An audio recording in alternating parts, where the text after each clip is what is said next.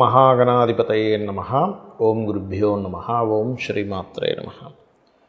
ప్రేక్షకులకి లలితాంబిక అమ్మవారి యొక్క అనుగ్రహం పరిపూర్ణంగా కలగాలని మనస్ఫూర్తి కోరుకుంటూ మనం ఈరోజు స్వప్నశాస్త్రరీత్యా 12 రాసుల వారికి లేదా 12 లగ్నాలు తీసుకోండి. మొట్టమొదటిగా లగ్నాలు కాకుండా లగ్నం తెలియదండి నాకు రాశి మాత్రమే తెలుసు అనుకునే వారికి కూడా ఇది పనిచేస్తుంది.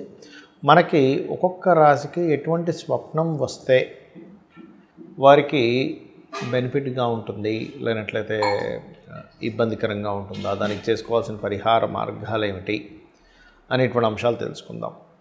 అయితే ఇక్కడ మొట్టమొదటిగా ఏంటంటే స్వప్నం అనేటువంటిది ఒక ఎంట్రీ పాయింట్. అంటే మనకు చూడండి, దేవతలు వస్తుంటారు, వాళ్ళు పూజించే దేవతా స్వరూపం వస్తుంది, వాళ్ళ కొన్ని ఇన్సిడెంట్స్ వస్తుంటాయి, లేకపోతే పితృదేవతలు వస్తుంటారు, చనిపోయిన వాళ్ళు వస్తుంటారు. అమ్మవారు స్వప్నరూపేణ సంస్థిత, యాదేవి సర్వభూతేషు స్వప్నరూపేణ సంస్థిత అంటారు. అంటే స్వప్న రూపంలో కూడా అమ్మవారు ఉంటుంది. మనకి దాని మీద శాస్త్రమే ఉంది. కాబట్టి అసలు స్వప్నాన్ని అసలు ఎలా చూడాలి, దాని గురించి ఫుల్ డీటెయిల్స్ అండ్ ఏ రాశుల వరకు ఎటువంటి స్వప్నాలు వస్తే బాగుంటుంది అనేటువంటి అంశాలు చెప్తుంది నేనైనప్పటికీ కూడా చెప్పిస్తుంది సాక్షాత్ లలిత అమ్మవారిగా భావిస్తూ తెలుసుకుందాం. ధనస్సు వారికి, ధనుర్ లగ్నం కానివ్వండి, ధనస్సు రాశి కానివ్వండి, మీకు మంచి స్వప్నము అంటే చక్కగా వెలుగుతున్నటువంటి దీపాలు, లేనట్లయితే ఒక కాగడ లాంటిది రావడం, ఇలాంటిది మీకు చాలా చక్కటి స్వప్నంగా మీరు పరిగణించుకోవచ్చు. కొంతమందికి ఈ ధనస్సు వారికి సూర్యుడు లేదా నాకైతే ఒక అతను చెప్పడం ఏంటంటే, సార్ నాకు రోజు ఎంతో ఈ మధ్య అంతా సూర్యుడికి అరిగెం వదిలినట్టే వస్తుందండి అన్నాడు. అప్పుడు నేనేం చెప్పానంటే, లేదులేండి, మీరు సమ్ ప్లేస్ చేంజ్ అవ్వడం ద్వారా మీకు ప్రమోషన్ రావచ్చు. ఎందుకంటే ఇక్కడ మనం దాన్ని డీకోడ్ చేసుకోవాలి. అరిగెం వదిలేటువంటి పదార్థం ఏదైతే ఉందో అది వాటర్. అది సూర్యుడు ఈజ్ నేమ్ అండ్ ఫేమ్ కారకుడు.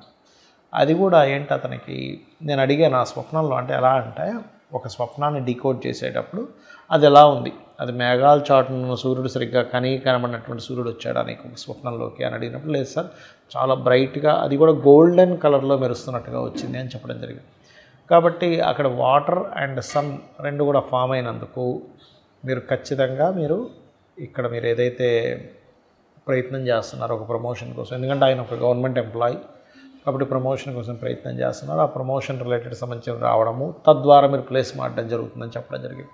అలా ఏంటంటే ఒక్కొక్క లగ్నానికి పర్టికులర్గా ఉంటాయి. ఇప్పుడు మీకు ఇదే ధనుర్లగ్నం వాళ్ళకి ఒక అతనికి ఫైనాన్షియల్ మ్యాటర్స్లో వాళ్ళ సిబ్లింగ్స్తో ఇంకో అతను ఎవరో బాగా ఏజ్డ్ పర్సన్ వచ్చి ఆ డబ్బులు నాకు ఇవ్వండి అని సంథింగ్ ఏదో అట్లా మనీ మ్యాటర్ రిలేటెడ్గా వచ్చిందంటే అదేంటో నాకు అర్థం కాలేదు, ఆ ఫేసెస్ సరిగ్గా లేవు. కాకపోతే ఒక ముసలతను వచ్చాడు నాకు, ఆయన చేతులు అంతా, అంటే ఆయన చెప్పడం ఏంటంటే చేతులు మొత్తం మడతలు పడ్డట్టున్నాయి, ఇంత పెద్ద పెద్ద గోర్లు ఉన్నాయండి అన్నాడు. అప్పుడు నేనేం చెప్పానంటే, బాబు నువ్వు ఎవరికి డబ్బులు ఇవ్వకు, మధ్యవర్తిత్వంగా వెళ్ళి సంతకం పెట్టకు, ఇలాంటి ముఖ్యంగా శనివారాలు జాగ్రత్తగా ఉండు అని చెప్పడం జరిగింది. అప్పుడు అతను ఒక, అంటే ఆ విషయాన్ని వెంటనే నాకు చెప్పలేదు, కానీ అతనికి ఒక 15 to 20 డేస్లో ఒక సంఘటన జరిగిందని ఒక 6 months తర్వాత చెప్పాడు నాకు. అది కూడా ఆయన ఏదో బిజీగా ఉండి రాలేక ఏదో మొత్తం మీద నాకు ఫోన్ కూడా చేయకో, నా ఫోన్ ఏదో కలిస్తే కలవలేదు ఏదో చెప్పాడు. ఆయన ఏం చెప్పాడంటే, లేదు సార్, యాక్చువల్గా మా కుటుంబ సభ్యుల్లో మాకు ఒక చుట్టపు దూర బంధువులు అవుతారు, ఒక ఏజ్డ్ పర్సన్ వచ్చి నన్ను ఒక బిజినెస్లో ఇన్వెస్ట్మెంట్ చేయండి, మీకు చాలా డబ్బులు వస్తాయని చెప్పి ఆయన ఇంట్రడ్యూస్ చేయడం జరిగింది. బట్ లక్కీగా మీరు ఎవరికి డబ్బులు ఇవ్వద్దు, ఈ మధ్యవర్తిత్వంగా ఉండొద్దు అన్నారు కదా అని నేను కట్టలేదు. కానీ అతని యొక్క రిలేటివ్ ఒక అతను కట్టాడు ఒక వెంచర్లో సంథింగ్, దానికి కట్టినందుకు అదంతా కూడా ఫేక్ అయింది, వాళ్ళ డబ్బులు పోయాయి అని చెప్పడం జరిగింది. ఇవన్నీ ఎప్పుడు వస్తాయంటే గుర్తుపెట్టుకోండి, మనం కనుక నిత్యము అమ్మవారిని ఆరాధిస్తూ అమ్మవారే మనకి దారి చూపిస్తుంది అనేటువంటి కంప్లీట్ నమ్మకంతో ఉన్నప్పుడు భగవంతుడు ఆ రకంగా చూపిస్తాడు. అలాగే ధనస్సు వారు ముఖ్యంగా స్త్రీలు గొడవ పడుతున్నట్టుగా కనుక వచ్చింది మీకు స్వప్నంలో, ఇద్దరు స్త్రీలు గొడవ పడ్డా, లేకపోతే స్త్రీతో మీకు ఏదైనా గొడవ వచ్చినా, లేనట్లయితే ఏదైనా అమ్మవారి ఆలయానికి వెళ్తే మీరు వెళ్ళలేని స్థితిలో ఉన్నా అక్కడి నుంచి మిమ్మల్ని వెళ్ళిపోమని చెప్పిన స్త్రీ శాపం. ఎందుకంటే పర్టికులర్గా ధనుర్లగ్నం వారికి స్త్రీ మూలకంగా కొంత ఇబ్బందులు వస్తూ ఉంటాయి. ఆ యొక్క విషయాన్ని మీరు గుర్తుపెట్టుకోండి. అసలు మనకి ఏదైనా స్వప్నం వచ్చినప్పుడు దానికి స్వప్నశాస్త్రంలో ఉన్నటువంటి రూల్స్ ఏమిటి చూసుకున్నట్లయితే ఒకటే గుర్తుపెట్టుకోండి, వాళ్ళు చాలా క్లియర్గా చెప్పారు. మీరు ఉదయం పూట ఏదైనా చూసిన స్వప్నంలోకి వస్తే దాన్ని లెక్కలో తీసుకోకూడదు.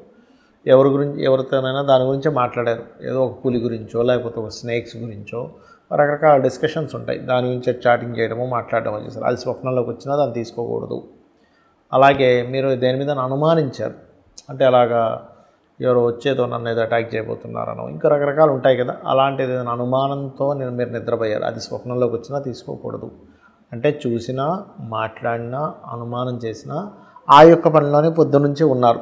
అంటే ఉదాహరణకి ఒక జూకి వెళ్ళి అక్కడేదో సమ్ స్నేక్ రిలేటెడ్ వాటిలో చూసారు, అప్పుడు అది అసలు వచ్చింది. అంటే ఏంటి, ఇక్కడ మీరు ఆ రోజంతా ఒక యాక్టివిటీలో ఉన్నా, ఒక యాక్టివిటీతో ఒక విషయంలో మాట్లాడినా, ఒక విషయంలో అనుమానించినా దాన్ని స్వప్నంలో గనక వచ్చినట్లయితే దాన్ని మీరు అసలు దాన్ని పరిగణనలోకి తీసుకోవద్దు అని చెప్తుంది శాస్త్రం.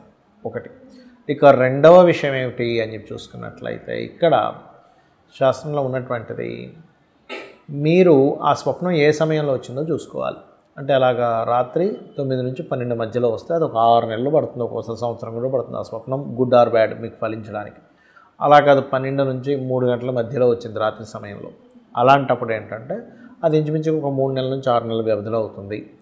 12 నుంచి 5 గంటల వ్యవధిలో వస్తే కనుక, అంటే 3 నుంచి 5 గంటల సమయంలో వస్తే కనుక మీకు అది ఆల్మోస్ట్ ఒక 1 మంత్ ఆఫ్ టైంలో, లేదు 5 నుంచి 6 మధ్యలో వచ్చింది, ఒక 10 days to 15 daysలో కూడా అవ్వచ్చు అది ఆ స్వప్నం యొక్క రిజల్ట్, అది గుడ్ ఆర్ బ్యాడ్. అలా కాకుండా తెల్లవారుజామున వస్తాయి కనుక 1 week నుంచి 10 days లోపల మీకు ఆ స్వప్నం యొక్క రిజల్ట్ వస్తుంది. ఇక్కడ అందరికీ అనిపించవచ్చు అదేమిటంటే నిజంగా స్వప్నశాస్త్రం ఉందా అంటే ఖచ్చితంగా ఉంది. ఎందుకంటే ఆ శాస్త్రం అనేటువంటిది ఉంది కాబట్టి మీరు చూడండి, మనకి పెద్దవాళ్ళు వస్తారు, చనిపోయిన వాళ్ళు వస్తుంటారు, అంటే ఒక ఎంట్రీ పాయింట్ లాంటిది. అయితే ఇక్కడ శాస్త్రంలో చెప్పింది ఏంటంటే మీకు స్వప్నం అనేటువంటిది ముందుగా ఇచ్చేటువంటి ఒక ఇండికేషన్. అయితే ఆ స్వప్నం ఎలా వచ్చిందనేది తీసుకోవాలి. ఇప్పుడు అగ్ని వస్తే మంచిది అంటాం, అంటే అది ఎలా వచ్చింది, ఊరంతా తగలబడిపోతూ వచ్చింది, ఒక ఇల్లు కాలిపోతున్నట్టు వచ్చింది, అలాగే మీకు చేతిలో ఒక చిన్న కాగడా రూపంలో వచ్చింది అగ్ని, అది చూసుకోవాలి.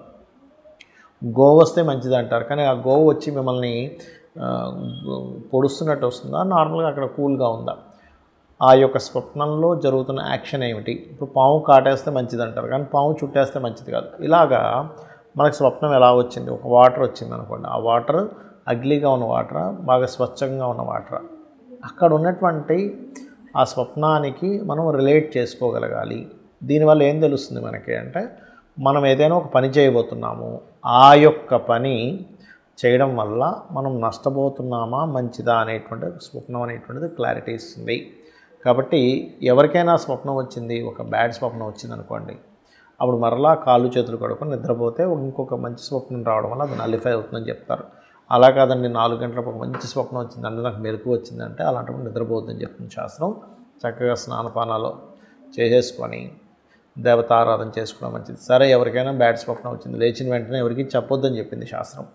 లేచి చక్కగా మీరు మీ యొక్క నిత్య దైనందిన జీవితంలో పూజాది కార్యక్రమాలు అవి చేసుకొని ఆలయానికి వెళ్ళి దర్శనం చేసుకుని వచ్చి ఉదయాన్నే ముందుగా మీరు గజేంద్ర మోక్ష ఘట్టం వినండి, లేదా త్రిజట స్వప్న వృత్తాంతం వినండి, లేదా రామాయణ మహాభారతాలు వినవచ్చు. ఇలాంటివి చేసుకోవచ్చు. చేసుకున్న తర్వాత మధ్యాహ్నం భోజనం చేసిన తర్వాత స్వప్నం గురించి చెప్పాలట ఎవరికైనా కూడా. కాబట్టి స్వప్నం అనేటువంటిది ఏంటంటే అది ఒక మనకు ముందుగా జరగబోయేటువంటి అంశం. మీరు చూడండి, కొన్నిసార్లు ఎవరికైనా సరే ఒక ప్రదేశంలో మనం వెళ్ళినా కూర్చున్నా, ఇది ఆల్రెడీ నాకు నా కలలో వచ్చింది, సేమ్ సిచ్యువేషన్, అందరం ఇలాగే కలిసినాం అంటుంటారు. అంటే ఏమిటి, ఆల్రెడీ స్వప్నం అనేటువంటిది ఒక రికార్డెడ్, ప్రతి ఒక్కరికి అనుభవం జరుగుతుంది. అవును, ఇంతకుముందు నాకు ఇదంతా కల్లోకి వచ్చింది అంటూ ఉంటారు. సో దీన్ని కొంతమంది మూఢనమ్మకంగా కొట్టిపడేసే వాళ్ళు ఉంటారు.